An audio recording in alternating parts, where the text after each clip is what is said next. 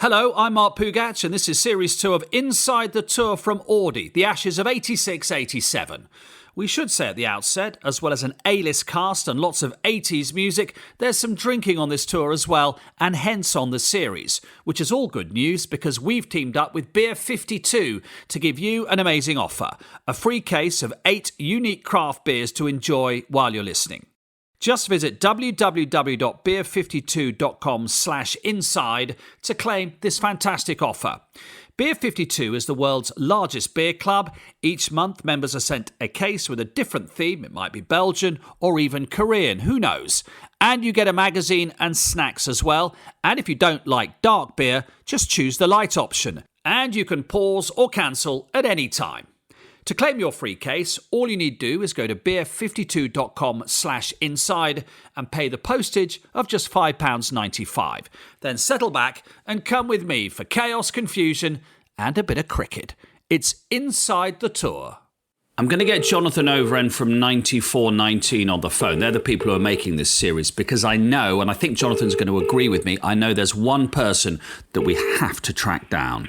Hi, Peters. Hi, Overs. All good. We obviously need to do an episode on the Sydney Test match because the Aussies won, and if you like, it's sort of the start of the comeback, and we all know what happened for the next, whatever it is, 18 years after that when it comes to the Ashes. Did they bring in somebody that last match? Like somebody that no one has heard of? Oh, yes. Peter who? Yeah, Peter someone. Peter who, they called him. Yeah, but who was he? He was called Peter Taylor. He was an off-spinner from New South Wales. But the story, I've got the clipping in my diary. Go find it. I'd love to hear what the paper actually says. Okay, here we go. So that's a Christmas card from my sister. So by definition, it's after that. I remember now. It was all over the paper. Oh, yeah. Here we go. Here it is. I got it here. It's dated the 6th of January, 1987. And this is the front page. It's not the sports page. This is the front page. Aussies pick mystery man. Peter who? And there's a picture of him on the right. Peter Taylor, I thought it was a joke. And the headline from Norm Tasker. Norm Tasker's written, Australia's newest test cricketer, 30-year-old Peter Taylor, thought it was a joke when his family woke him today and told him he was in the team for the final test against England. My brother-in-law woke me up with the news. I thought it was some sort of joke, Taylor said. We need to get hold of Peter Taylor. Where is he? Wow, where is Peter? Oh, we've got to get hold of Peter Taylor because he had a really good test match and he then went on to play in the World Cup as well, which they won. Well, that's the question. The hunt starts. Where is Peter who? That particular period of his life, he must have been. I actually haven't heard him talk about it. Right, we'll find him. Don't worry, Jonathan and I are determined. That's the man who led Australia at the time, Allan Border. Keep listening, Allan. As he knows, Peter Taylor was a talented, if unspectacular, cricketer. Batted left-handed, bowled right-arm off-breaks up in the northern districts out of Sydney. He played first-grade club cricket for a decade before being picked for his state. And even then, he found himself back up for New South Wales. Greg Matthews, Australia's first-choice spinner in the 80s, was also the frontline spinner at the SCG. So opportunities for Taylor were severely limited. Hi, Geoff Lawson here, Australian Test cricketer. As captain of New South Wales, I was a part of picking him for New South Wales because we had Greg Matthews, who was an outstanding cricketer, to be honest. And for New South Wales, we would play 3 spinners quite a bit. And then when Greg was in the test side, Peter would play for New South Wales, and he did very well because he's a damn fine cricketer, good all-rounder.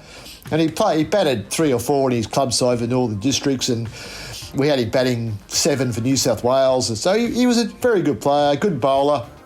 Good, but not great. And that's the point. Playing relatively little cricket, Peter Taylor wasn't on anyone's radar. For the Sheffield Shield final, we dropped Peter Taylor. He went to the tour of New Zealand, and we didn't want him in the Sheffield Shield final because we had Greg Matthews. We had a better cricketer. So PT didn't play the Sheffield Shield final. That's how weird it gets in Australia.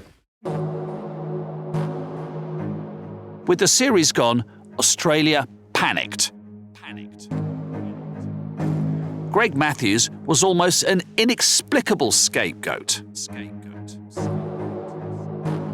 Greg ended up averaging 40-odd with the batting Test cricket and was probably underutilised as a bowler and ended up taking a record number of wickets for New South Wales. And a lot of that was to do with bowling at the SCG. So it was a bit unfair for Greg actually to be dropped for that Test match when he was going to play on his home ground, where he'd been enormously successful as an off-spinner. In this 86-87 series, Matthews was Australia's second best batsman, averaging 53 in 4 matches. Better than Steve Waugh, better even than skipper Allan Border. He batted very well. I mean, it was he was probably a true all-rounder. He'd batted 6 and 7 and bowled his off-spinners. But I suppose we're talking about an era where I'm the captain, but I'm just not consulted on these matters. And they brought in a guy called Peter Taylor. Great for PT, not so good for Greg Matthews, who had done a pretty good job with the bat and bowling a lot of overs on pitches that didn't spin. The selectors clearly thought they could do better. Greg Chappell, who was a selector at the time, had seen Peter Taylor bowl in the Sheffield Shield final some 10 months earlier and thought at Sydney, which was notoriously a spinning pitch in the 80s, that they'd want a bit of extra support for Peter's sleep. I'm Adam Collins, cricket writer and broadcaster. So Peter Taylor was straight into the squad and into the team as well. Australia, coming from such a low ebb, needed to end on a positive note. Which was fair enough, but it surely didn't help, confusing the captain, because this wasn't the only odd decision. I can distinctly remember sitting in my room. I was handed the team for Sydney. All it shot out at me was not so much Greg Matthews' mission, was they dropped David Boone as well. And I looked at it, it was Graham Halbish, who subsequently became the Cricket Australia CEO. I said, well, who the F's going to open the batting? Because I looked at the list and there was no other opening batsman. Losing to an England team that didn't look particularly crash hot on paper so convincingly, to be 2-0 down with 1 to go, to lose inside 3 days at Melbourne. Everyone from the paymasters who were financing the game at the time, to the ACB and the board, to the selectors, to the captain, at that particular juncture, everyone's on notice. Wow, that's a pretty dire situation for the Aussies to be in, isn't it? But what we're going to do is let's let them stew in their own juice for a little bit, because we need to go on the hunt for a few more clues as to where Peter Taylor is. I mean, you know him a bit. Where is Peter Taylor these days? Do you have any idea? Where do we start looking? I'd go out to a cotton farm out near Moree in New South Wales. That's his life after cricket. He's gone back to the family farm and done it well too, you know. He's the one who asked for a loan, by the way. So, we know that Peter Taylor has lived in the same place for about 30 years. It's a town called Moree, I think you pronounce it, Moree. It's known for its farming, pecan nuts, olives, cotton, that sort of thing. It's north of Sydney. That doesn't narrow it down much. It's north of Sydney because we're talking about Australia. We think that's about an 8-hour drive north of Sydney. So in Australian terms, that's just down the road. Now, we've managed to get a lead from Allan Border, and it seems that Geoff Lawson can help as well. Oh, a very, very close friend of mine, yeah. Geoff? Yeah. Do you think he'll do it? He's a champion bloke, PT. So he's up. Is he still up by New South Wales in a farm in the border? Yeah. Okay. Hello. Hey, Peter. Okay, we got you. Great. Mark has joined. Peter, this is Mark. Mark, this is Peter. Peter, Hello. good evening your time. Thank you very much for your time. We really appreciate it. Okay, well, I'm Peter Taylor and I'm in northwest New South Wales. Well, it's actually due north of Sydney, a place called Moree, on a farm that we've been here for. Julie and I have been here since 1992 when I retired from cricket. And we're farmers. We've sort of made our life here after cricket. And whilst I still stay in touch with all my cricketing mates, it's a long way from, the SCG and the Adelaide Oval and the Gabba and pretty remote. I always felt as a youngster I was a good enough player to play top-level cricket, but I moved on after an early opportunity in New South Wales to go and practice with the Colts, which is a stepping stone into the state squad.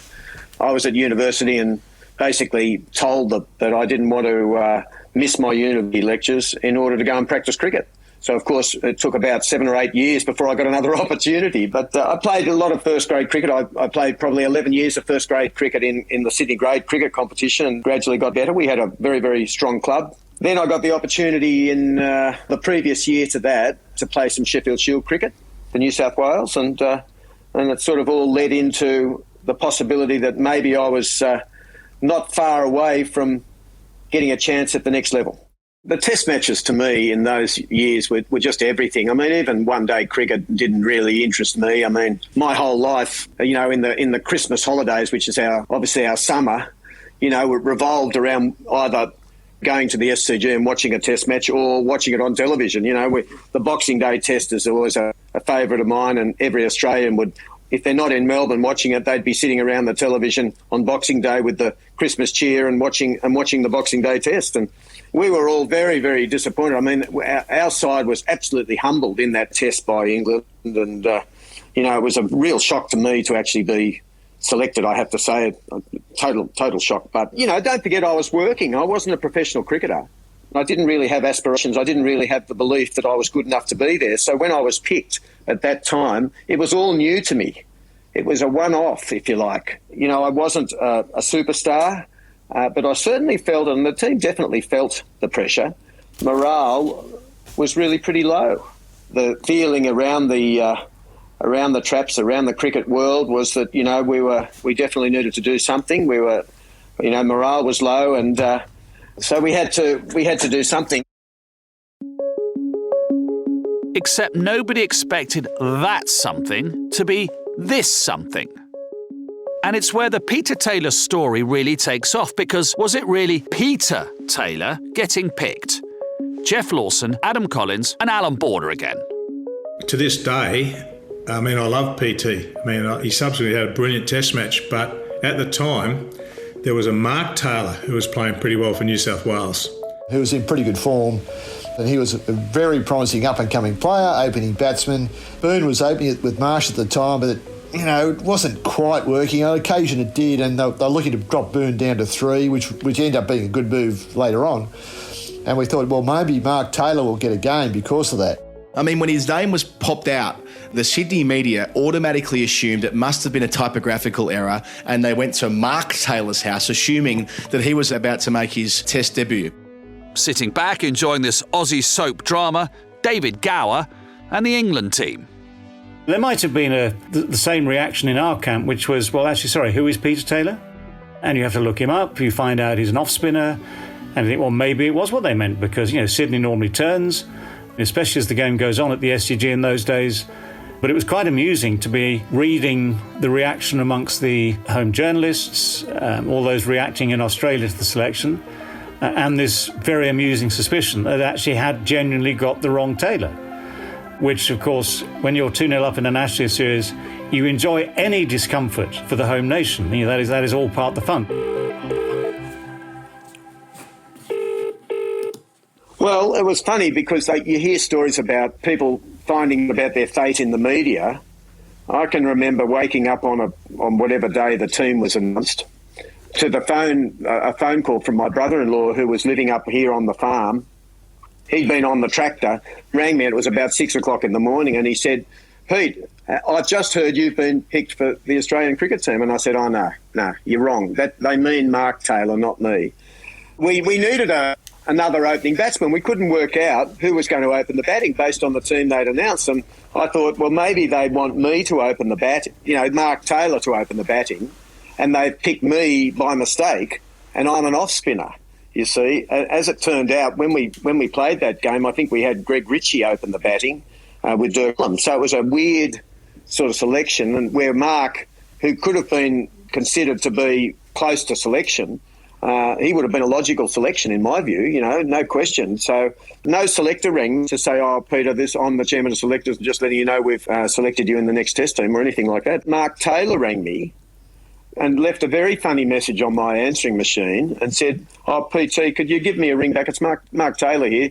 I'm just trying to work out what's going on here, you see." So he was contacted by one of the local television stations, Channel 9, which had the rights to the cricket, to go in for an interview. based on the fact that they thought it was him who had been selected. And before he left, they rang him back and said, look, hang on, you better not come in because we think it might not be you, it might be another bloke called Taylor. So he then rang me, and it was just a bit of a comedy piece, trying to work out what had gone on. Of course, it was me, and I went and padded out of the bedroom and turned the television on, and there was one of Australians, the breakfast show in Australia, and the announcer saying, and we're still trying to track down this mystery guy, Peter Taylor, who's supposed to have been selected for Australia. We don't know where he is. And I just opened the curtains in my house and I looked outside and there's all the kids on the front lawn of my house in Sydney. And I'm thinking, well, maybe it's true. Maybe it has been me that they picked. OK, in honourable cricket tradition, time for a drinks break. I'm enjoying one of 8 craft beers sent by Beer 52, the world's largest beer club. Make sure you claim your free case by visiting beer52.com/inside. All you need to do is pay the postage, just £5.95. Each case has a theme, and you get a magazine and snacks as well, and you can choose between a mix of light and dark beers, or simply choose the light option only. Plus, you can cancel or pause your membership at any time. Right, 12th man, off the pitch. Time to resume play.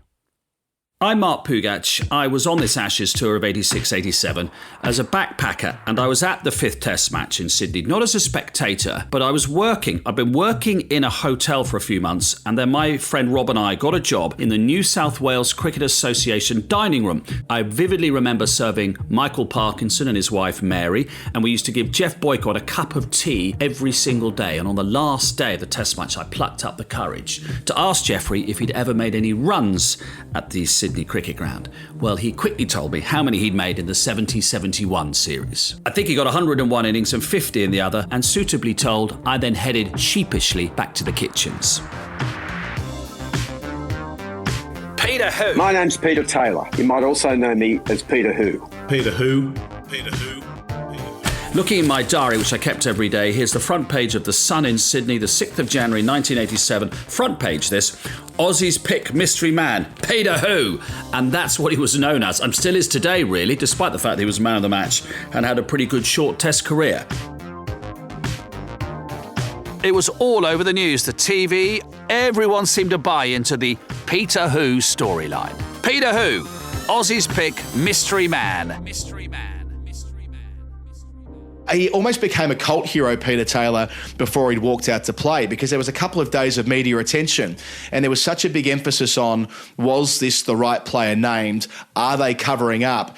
Is it the case that he shouldn't actually be there and they've just decided to back in their mistake from the release? Yeah, well, that's because some of the cricket journos weren't probably doing their homework well enough. The surprise was Greg Matthews getting dropped. That was the surprise. So who are you going to replace him with? Well, Peter Taylor's next best spinner in Australia because he's bowling at the SCG and getting people out. So for us around the New South Wales group and probably other Australian domestic cricketers, it wasn't that big a surprise for me that PT got picked. I wasn't really in the Peter Who camp. Remember that there were so many overs in the legs of these Australian bowlers who through the series had been pounded by England's top order with Chris Broad and a number of other players along the way, tucking in and making bulk runs and keeping them out in the field for day after day. So having another slow bowler in the mix does stand to reason. Just a whirlwind from there where I think it might have been a start of a week and the game was due to start at the end of that week. So we had a couple of training sessions and you know, there was a lot of work to do between that point and actually taking the field. On the billboards showing, you know, when you go in to buy your newspaper, they used to put those things outside the news agency. Nowadays, everyone subscribes to the news online, don't they? But in those days, they had these little things, and I remember one of them was Peter Who? Test selection shock, you know. My nickname was Peter Who, and even now, when people find out that I was a cricketer, they say, "Oh, that's that Peter Who." So yes, it was a funny old time, and I just had to grin and bear it and say, "Well, not my doing. I'm just here to play a game and move on." But no, it was a weird old time. My wife Julie, she loves sport, and she got all these clippings together, and we've got a little section of the house, and included in that is the Peter Who billboard, and then after the Test match, Peter Who, now a legend. So there's one next to the other on our wall here in my little room with my cricket memorabilia. So I guess they had to eat humble pie, the press critics, didn't they?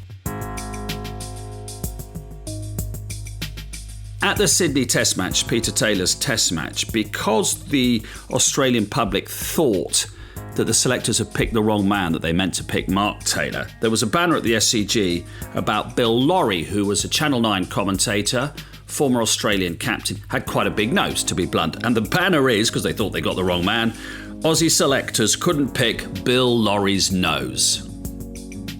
I've never had it confirmed or otherwise, but I reckon whether they were meant to pick Peter Taylor and Mark Taylor, or they got the wrong Taylor, I don't know. But those days I shake my head. You just basically get given the team. I do remember heaps of times through that period where I get given the team and they say, "Oh, there's a bloke called Bruce Reid. He's going to play the next Test match." And I didn't know him. I hadn't seen him. I hadn't seen him play. They just said, "Yeah, he's tall." And, of course, when you rock up to the team hotel, there's this big, tall bloke in the corner, and I go over and introduce myself, and you must be Bruce, So that's the way it was with the Australian team back in those times. So, yeah, it didn't surprise me, I've got to say, that the team was changed, but it was just interesting that we almost had to draw straws as to who was going to open the batting in a Test match for Australia. Like, come on. After all that palaver, we arrive at the Sydney Cricket Ground, the SCG, for the final Test match. England have won the series, Australia are playing for pride, Peter Taylor playing on his debut. By the time that he walked out, this 30-year-old tall off-spinner, used to beat them in flight, didn't get loads of turn, but lots of overspin, an idiosyncratic approach to the crease as well, balletic as he would bounce his way to the crease, and he did the job. It's his home dung heap, and it's going to spin. He bowled beautifully. I think Edmonds and Emery both got wickets as well at the SCG, as you would expect, because it does spin. So, yeah, great debut for PT.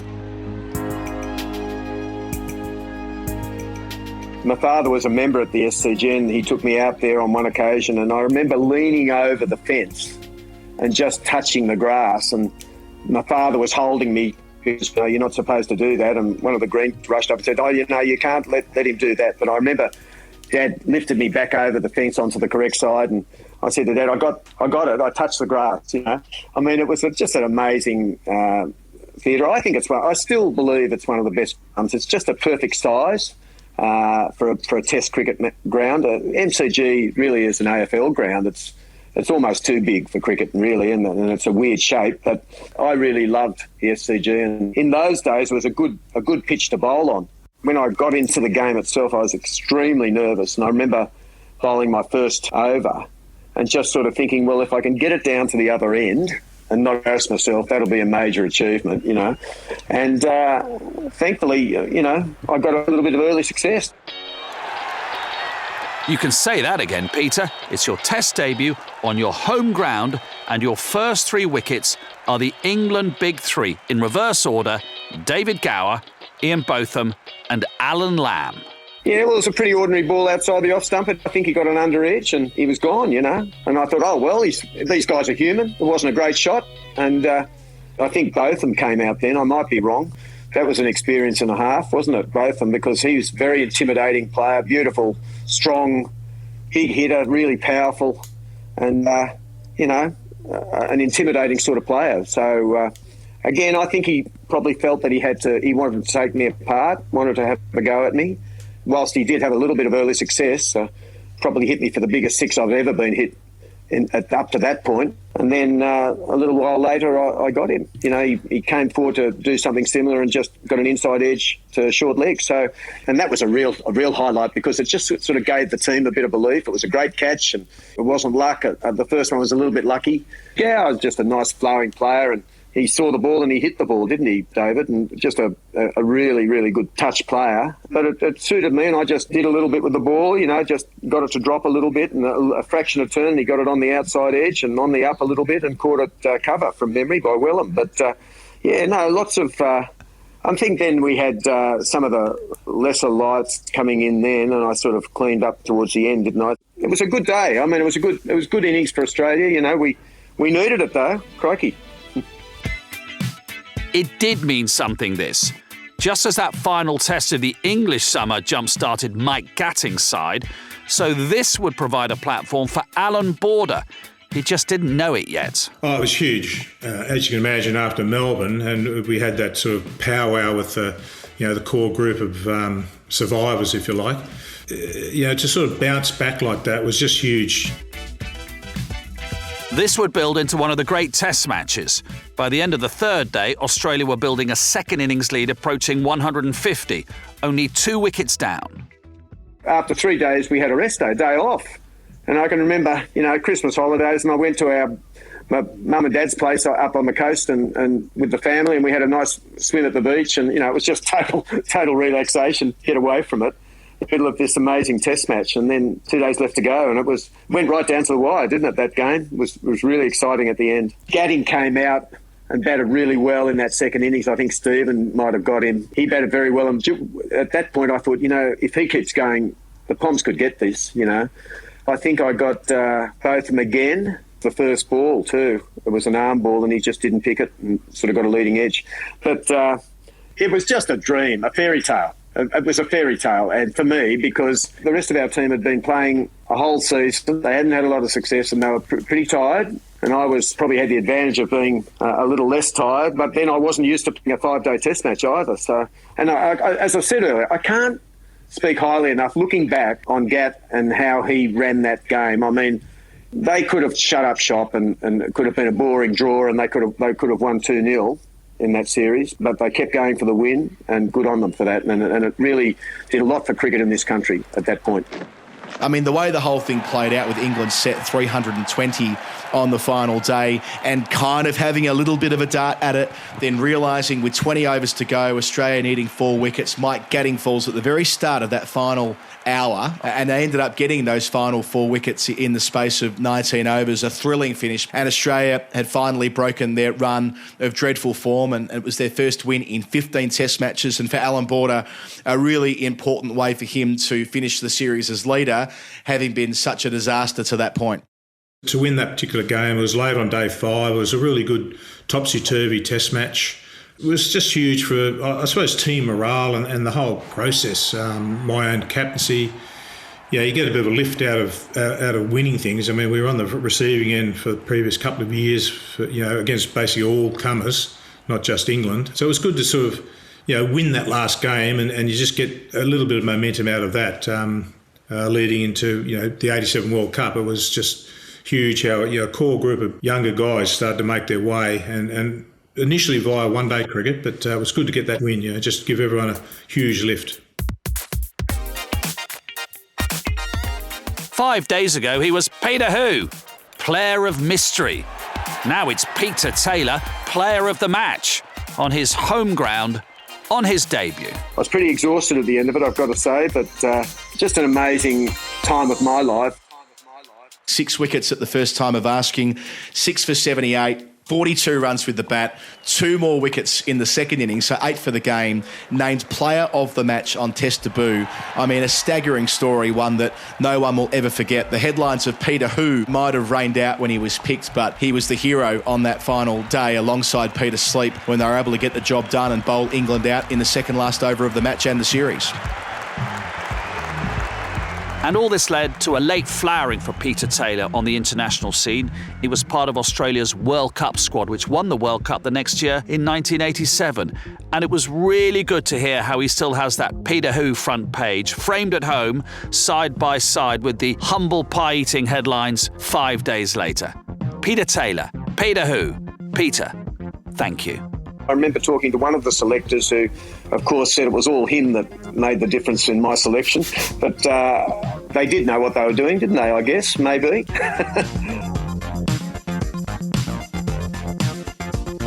Inside the Tour, The Ashes is presented by Mark Pougatch, original music and sound design by Lee Sparey, additional music Dan Compton, produced by Jonathan Overend at 9419 for Audi.